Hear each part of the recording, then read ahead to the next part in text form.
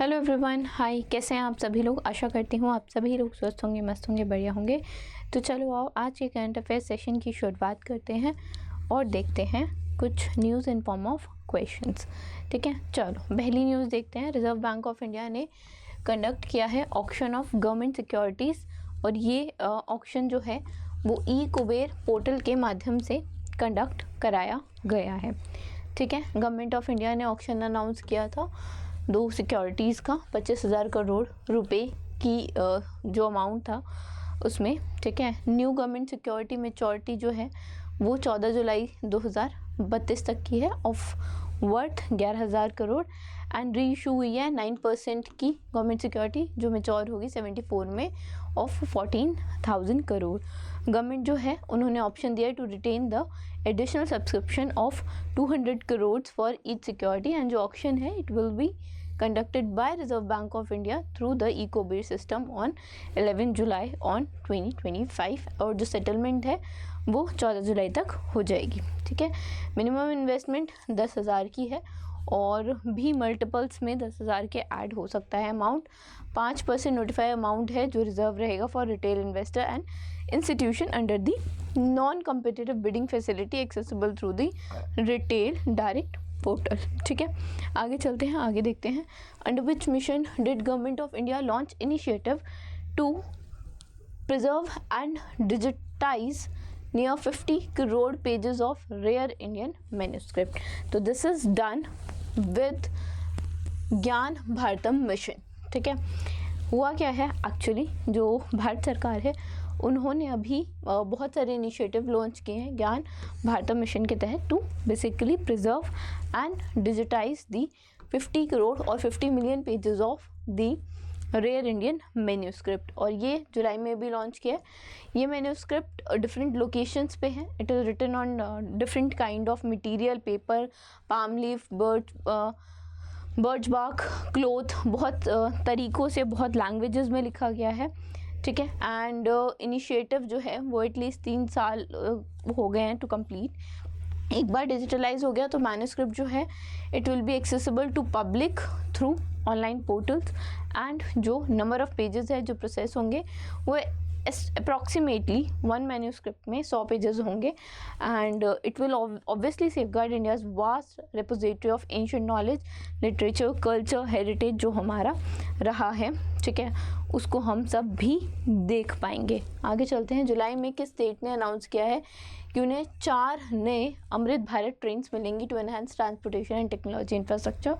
तो this has been given to Bihar को 4 new trains मिलेंगी and union minister Ashwini Vaishnaw ने अनाउंस किया है कि बिहार को basically new Amrit Bharat train जो है वो बिहार को दी जाएंगी। पटना से दिल्ली, दरभंगा से लखनऊ, मालदा से लखनऊ और सहरसा से अमृतसर।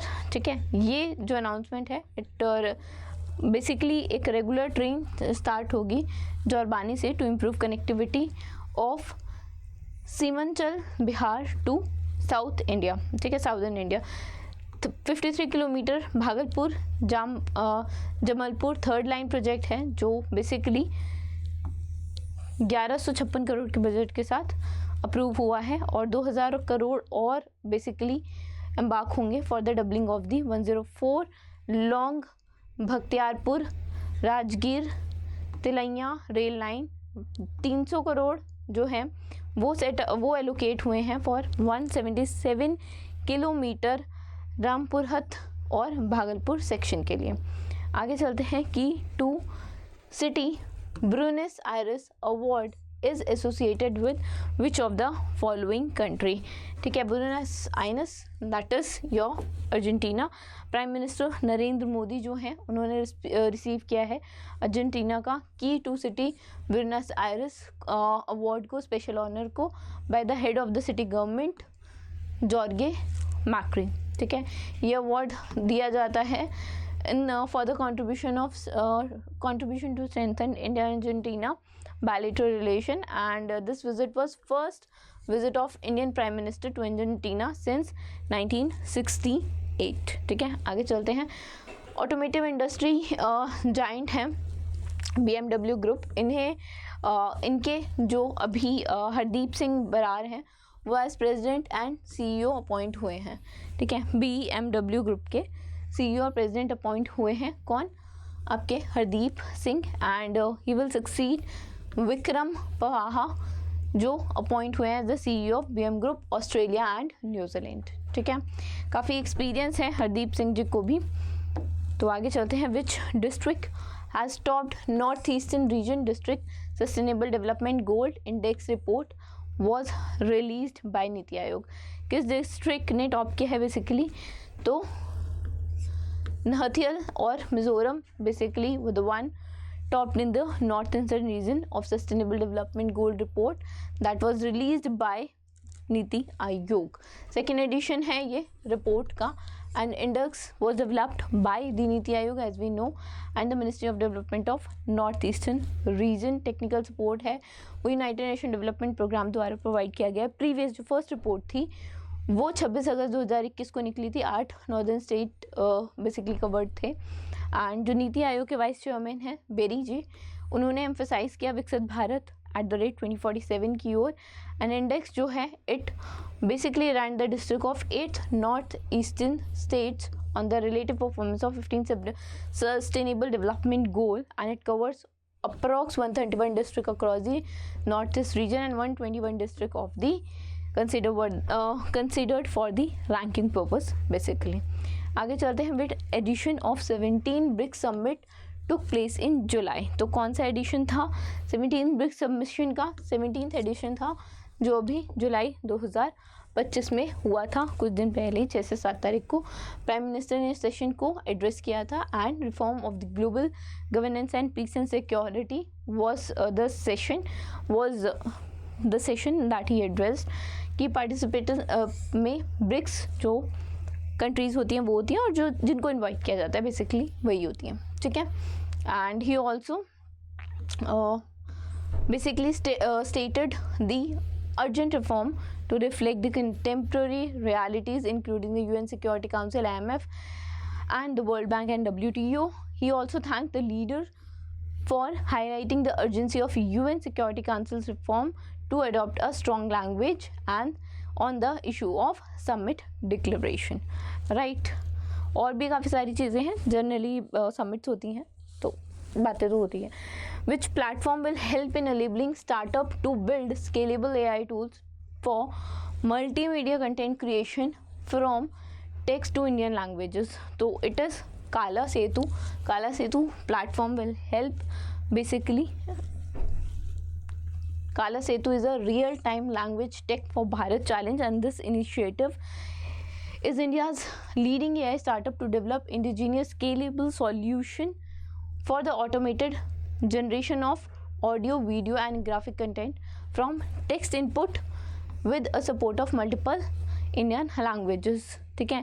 जो कोर एरिया है कंटेंट जनरेशन के वो टेक्स्ट टू वीडियो जनरेशन है, टेक्स्ट टू ग्राफिक जनरेशन भी है, और टेक्स्ट टू ऑडियो। मतलब टेक्स्ट टू वीडियो मतलब टेक्स्ट डालो और वीडियो क्रिएट होके आ जाएगी, टेक्स्ट डालो और ग्राफिक विजुअल्स क्रिएट होके आ जाएंगे, ठीक है। और टेक्स्ट टू ऑडियो मतलब अगर आप कुछ भी जो बोलते हो, जो टेक्स्ट देते हो वो ऑडियो के फॉर्म में, ठीक है, बोलने के फॉर्म में आपको मिल जाएगा, राइट। आगे चलते हैं। How much financial assistance was announced by Union Minister of Post Shipping and Waterways Sarbananda Sonowal for the initiative to boost the waterways and marine sector in the North East region। तो 500 करोड़ रुपए जो हैं, sorry 500 नहीं 5000 करोड़ रुपए जो हैं is basically given for the two boost waterways and maritime sector in the north eastern region। 11 सालों में मिनिस्टर ने बताया कि जो मैरीटाइम सेक्टर है वो काफ़ी ज़्यादा बड़ा है, काफ़ी सारा basically it roads and ports have nearly doubled their capacity, और टूरिज़्म भी बढ़ता जा रहा है। 50,000 यूथ जो है नॉर्थ ईस्ट से वो ट्रेन किए जाएंगे मराइन जॉब्स के लिए, ठीक है। Marine skill development centre Guwahati में और अपकमिंग जो सेंटर ऑफ एक्सीलेंस हैं वो डिब्रूगढ़ में खुलेंगे, and it have the investment of 200 crore and both centre will likely to produce 500 jobs annually, ठीक है। आगे चलते हैं। Who was appointed the chief executive officer of transformer and Rectifiers India in July 2025. तो मुकुल श्रीवास्तव हैं, he was appointed as the CEO, ठीक है, CEO of the Transformer and Rectifier, right? He replaced Jitendra Mamtora and professionally is doing well from the past 3 decades and extensively worked in the electric industry, particularly in the transformer and switch gear segment, right? So this was it from today's session. I hope you guys might have liked the session. पसंद आया तो like कर देना, channel को subscribe कर देना. Thank you so much.